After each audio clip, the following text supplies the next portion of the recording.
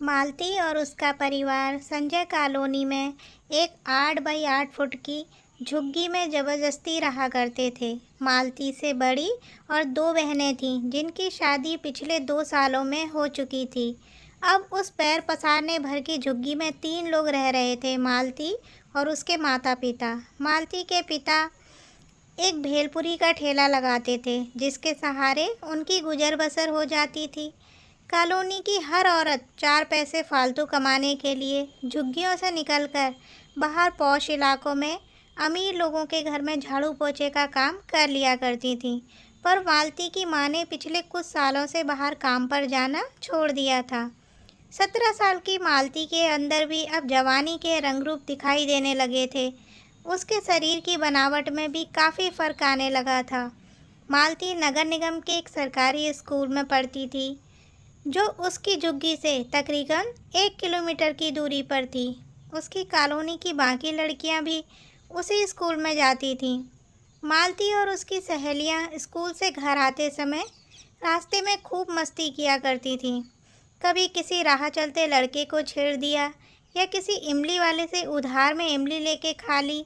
एक दिन स्कूल के बाहर जब मालती ने अपने ही पड़ोस की झुग्गी में नए रहने आए रघु को देखा तो वह चौंक गई। रघु अभी कुछ दिन पहले ही मालती के सामने वाली झुग्गी पर अपने मामा चरणदास के यहाँ रहने आया था। उसका मामा भाड़े का टेम्पो चलाता था और रघु के पास उसका अपना ई रिक्शा था। रघु जवान था, 22 साल का रहा होगा। कंधे चौड़े, सीना बहार, रंग साफ, लंबाई भी कुछ 5.5 फुट, पर अनपढ़। सयानी मालती हमेशा रघु से बात करने के मौके तलाश थी, पर माँ के रहते ऐसा करना मुश्किल था। पर आज मालती अपनी सारी सहेलियों के साथ उसके ई रिक्शा को आगे से घेर कर खड़ी हो गई, मानो उस रघु का अब सब कुछ छिनने वाला हो। पर उन लोगों ने तो सिर्फ मुफ्त में सवारी करने के लिए रघु के ई रिक्शे को रोका था। मालती ने फटाफट सबको पीछे वाली सीट पर बैठा दिया, जो कोई बचा उसे एक दूसरे की गोद में, और खुद सारी सीटें भर जाने के बहाने से रघु के साथ वाली सीट पर जा बैठी। बेचारे रघु ने अभी कुछ ही दिनों पहले ई रिक्शा चलाना शुरू किया था। उसके साथ वाली सीट पर अभी तक कोई लेडीज सवारी नहीं बैठी। रघु थोड़ा हिचकिचाया, पर भला अपने पड़ोस की लड़की को घर छोड़ने से वह कैसे मना कर सकता था। मालती अपना बस्ता गोद में लिए उसके साथ वाली सीट पर जा बैठी। मालती के बदन की छुअन से रघु थोड़ा घबराया। मालती ने रघु से पूछा, आज स्कूल के बाहर कैसे? जी वह मैं घर जा ही रहा था तो सोचा कि खाली रिक्शा ले जाने से अच्छा क्यों न जाते जाते थोड़ी और सवारी बैठा लूं। आखिर हमारी मंजिल भी तो एक ही है, रघु ने बताया। पर मैंने तो आपका नुकसान करवा दिया, मालती ने भोली सूरत बनाकर रघु से कहा। वह कैसे? रघु ने मालती से हैरानी से पूछा। अरे इन्हें लगा कि आप पड़ोसी हैं तो पैसे नहीं लेंगे, मालती ने पीछे बैठी अपनी सहेलियों की ओर इशारा करते हुए बताया। लड़कियों ने अपनी मर्जी से ही रघु के ई रिक्शा का रेडियो चालू कर लिया था, जिसकी वजह से मालती और रघु की आवाज़ उन तक नहीं पहुंच रही थी। तो क्या गलत सोचा इन्होंने? मैं वैसे भी आप लोगों से पैसे नहीं लेता, रघु ने पड़ोसी धर्म निभाते हुए कहा। घर पहुंचकर रघु उस दिन सिर्फ मालती के बारे में ही सोचता रहा। अगले दिन फिर जब स्कूल से निकलते वक्त सामने रघु को ई रिक्शा पर देखा तो मालती खिल उठी। आज रघु ने जानबूझकर अपने साथ वाली सीट मालती के लिए बचा कर रखी थी। मालती ने अपनी सहेलियों से कहा, तुम लोग जाओ, आज मुझे जल्दी जाना है, मैं ई रिक्शा से चली जाऊंगी। मालती आज फिर अपना बस्ता अपनी गोद में रखकर रघु से सटकर बैठ गई। दोनों में काफ़ी छेड़छाड़ भरी बातें हुई। हालांकि शुरुआत मालती ने की थी, पर अब रघु भी काफ़ी खुल चुका था। उन दोनों को अब एक दूसरे से प्यार होने लगा। रघु अब सुबह भी मालती को ई रिक्शा पर स्कूल छोड़ दिया करता और दोपहर को भी अपने साथ ले आता। एक दिन रघु मालती को लाल किला घुमाने ले गया। दोनों एक दूसरे का हाथ पकड़कर लाल किला घूमने लगे। पूरे दिन दोनों में खूब रंगीन बातें हुई। आखिर में शाम को रघु थककर दीवाने आम के नज़दीक गार्डन में मालती की गोद में सिर रखकर उसे अपने भविष्य के सपने दिखाने लगा। तभी मालती ने कहा, हमारी शादी ऐसे नहीं हो सकती रघु। क्यों? रघु ने हैरानी से पूछा। मेरे घर वालों और तुम्हारे मामा की वैसे भी नहीं बनती। ऊपर से यह लव मैरिज। मालती ने अपनी दुविधा बताते हुए कहा। तो चलो भाग चलें, रघु ने बड़ी ही आसानी से मालती की ओर देखते हुए कहा। मंद मंद मुस्कुराते हुए मालती ने दुपट्टे से मुंह को ढकते हुए अपने होंठ रघु के होंठ पर रख दिए और एक खुश्क हंसी अपने होंठों पर बिखेरी। मालती की हंसी मानो कह रही हो कि वह रघु से सहमत है। अगले दिन मालती स्कूल जाने के लिए रघु के ई रिक्शा पर बैठी तो उसके स्कूल बैग में किताबों की जगह कुछ कपड़े और ज़रूरी दस्तावेज थे। दोनों ने भागकर कोर्ट मैरिज की और एक छोटा सा कमरा किराए पर लेकर रहने लगे। कुछ दिन तो दोनों के परिवार वालों ने उनकी तलाश की, फिर हारकर अपनी पुरानी ज़िंदगी में लौट आए। मालती का पिता शर्मिंदा तो हुआ, पर उसके सिर से मालती की शादी का बहुत बड़ा बोझ कम हो गया था। मालती और रघु अपनी शादीशुदा ज़िंदगी से काफ़ी खुश थे। देखते ही देखते मालती एक बच्ची की माँ भी बन गई। एक दिन रघु दोपहर को लंच करने के लिए अपने कमरे में आया। उसने मालती को बताया, कुछ दिनों में मेरा एक दोस्त उमेश गांव से आ जाएगा, तो उसे मैं अपना यह ई रिक्शा किराए पर देकर खुद नहीं ले लूँगा और ऐसे ही अपना धंधा बड़ा करता चला जाऊँगा। पर बात बात पर बीड़ी पीने वाला रघु अक्सर बीड़ी के पैकेट पर दी हुई चेतावनी को नज़रअंदाज कर जाता। रघु को कैंसर तो नहीं, पर टीबी की बीमारी ले डूबी। एक दिन बहुत ज़्यादा तबीयत बिगड़ जाने के चलते रघु को अस्पताल में भर्ती होना पड़ा। दिनों दिन नए ई रिक्शे के लिए जमा किए हुए पैसे और रघु के दिन कम होते जा रहे थे। रघु सूखकर आधा हो चुका था। तकरीबन 3 दिन सरकारी अस्पताल में लेटे रहने के बाद चौथे दिन रघु को नींद आ ही गई। वह मर चुका था। रघु की निशानी के तौर पर सिर्फ एक ई रिक्शा और उसकी बेटी ही मालती के पास रह गई थी। मालती गहरे गम के आगोश में अपनी ज़िंदगी गुजार रही थी। कमाई का भी कोई साधन न था। मालती को अपनी और बेटी की चिंता खाए जा रही थी। मालती के मन में अक्सर यह ख्याल उठते, अब गुजर बसर कैसे होगी, बेटी का भविष्य क्या होगा, अकेली बेवा औरत का इस समाज में क्या होगा।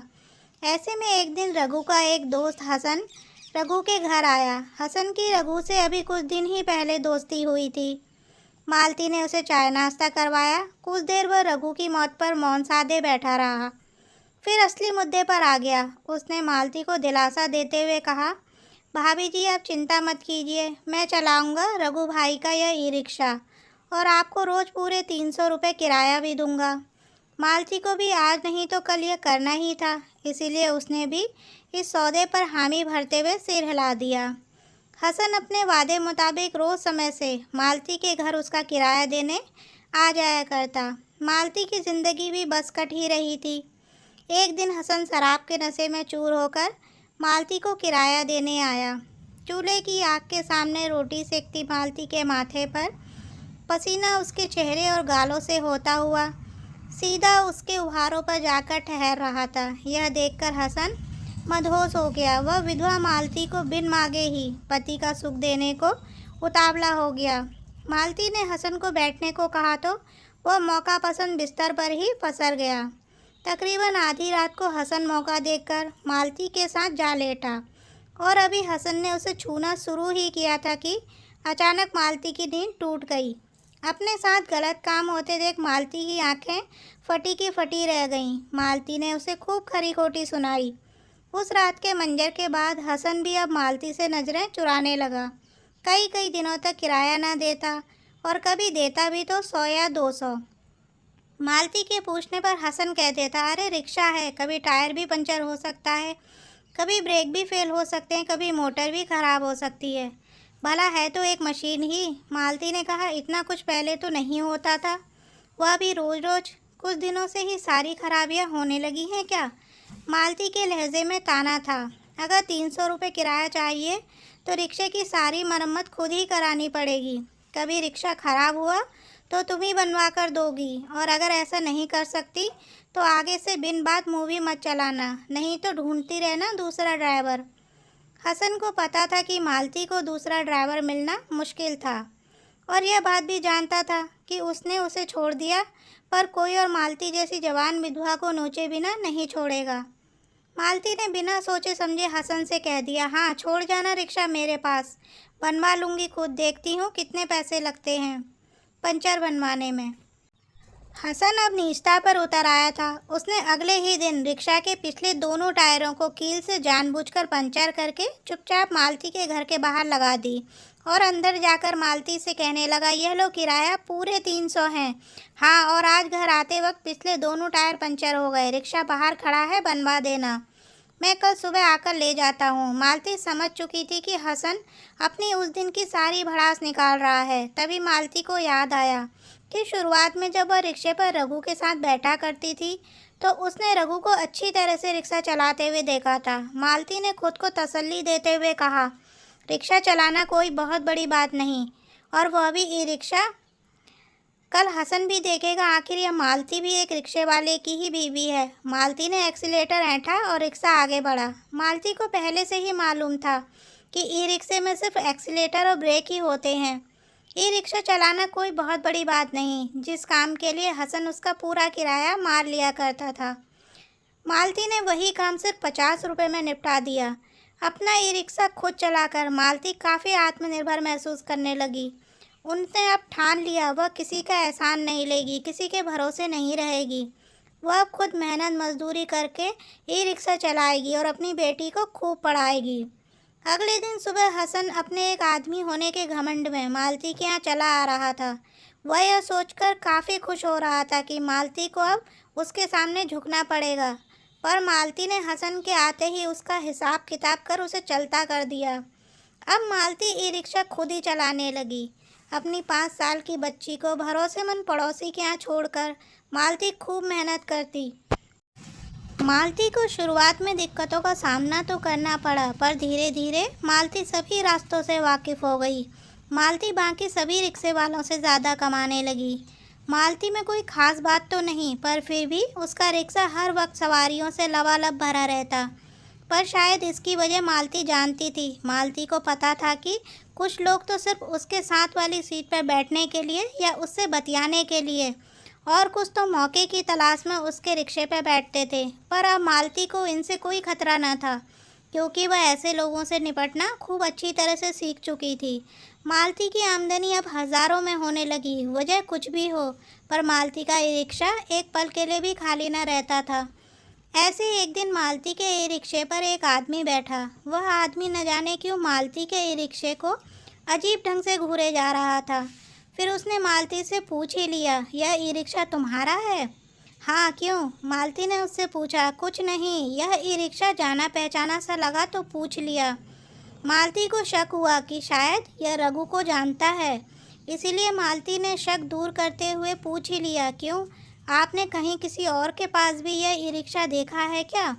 नहीं, मेरे दोस्त रघु के पास भी ऐसा ही ई रिक्शा था, मैं कई बार बैठ चुका हूँ उसके ई रिक्शे पर, उस आदमी ने कहा। मालती को याद आया कि कहीं यह वही तो नहीं जिसके बारे में उस दिन रघु ने मुझसे जिक्र किया था।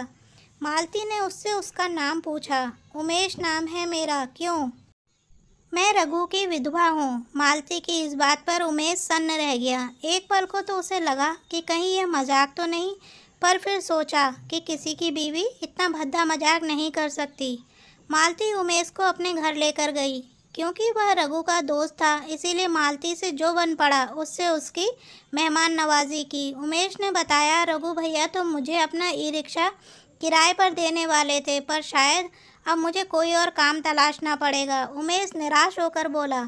उमेश की इस बात पर मालती के मन में खिचड़ी पकी। उसने रघु का सपना खुद पूरा करने की ठान ली। उसने उमेश को अपने रिक्शे की चाबी पकड़ाई और इस बार पूरे 400 रुपये दिन के हिसाब से ई रिक्शा किराए पर दे दिया। मालती ने वैसे भी इतने दिन ई रिक्शा चलाकर ठीक ठाक पैसे जोड़ लिए थे। वह कुछ दिनों में ही एक और ई रिक्शे की मालकिन बन गई। मालती तरक्की पसंद लोगों में से थी। शायद इसी वजह से महज 5 सालों में ही मालती पूरे 10 ई रिक्शे की अकेली मालकिन बन चुकी थी। अब मालती की महीने की कमाई लाखों रुपए तक पहुंच गई थी। जिन माँ बाप ने उनकी तीसरी औलाद भी लड़की होने पर अपनी सारी उम्मीदें छोड़ दी थीं, जिस मालती के भाग जाने पर उन्हें शर्मिंदा होना पड़ा था, आज वही माता पिता मालती के साथ एक 3 BHK के फ्लैट में ऐशो आराम की ज़िंदगी काट रहे थे। मालती की बेटी का दाखिला भी अब शहर के एक मशहूर लॉ कॉलेज में हो चुका था। वीडियो पसंद आए तो लाइक शेयर ज़रूर करिएगा। मिलते हैं अगली वीडियो में, तब तक के लिए राधे राधे।